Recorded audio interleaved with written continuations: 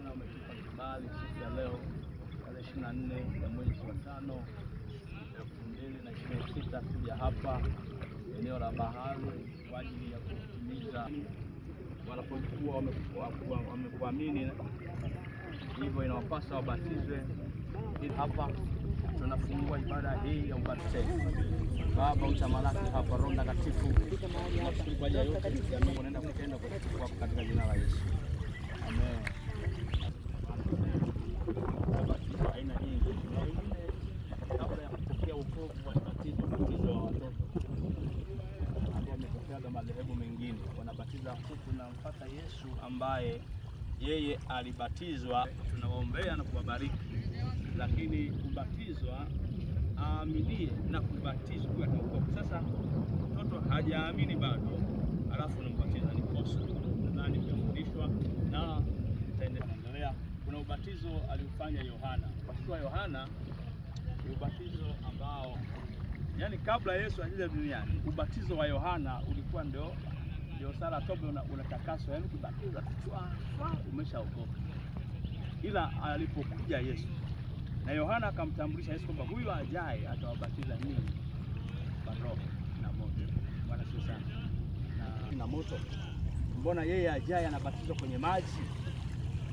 Swali likaja ni kwamba msingi uliowekwa kwamba kubatizwa kwa maji mengi ni msingi uliowekwa, na kwa kuwa Yohana alimtangulia Yesu kuiandaa njia ya ubatizo, tunabatizwa kwa sababu tumeshasamehewa dhambi na tumemwamini Yesu.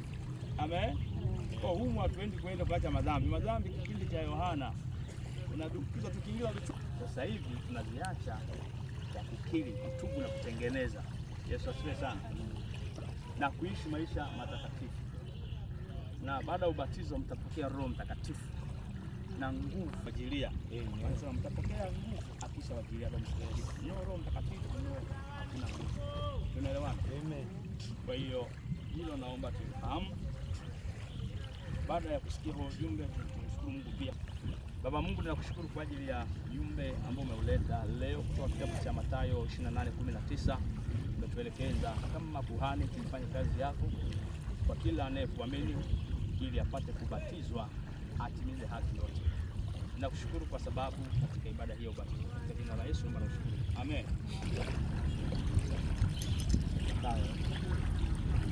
Kwa muda wote itakuwa hivi wakati tunapeleka.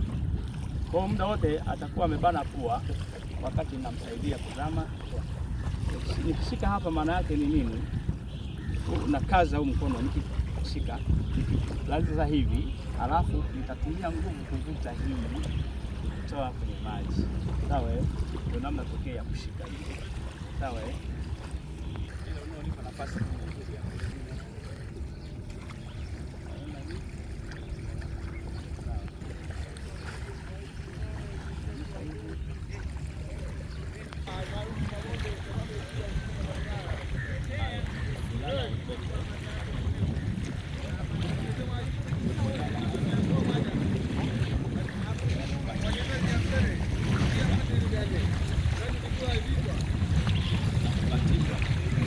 kwa jina la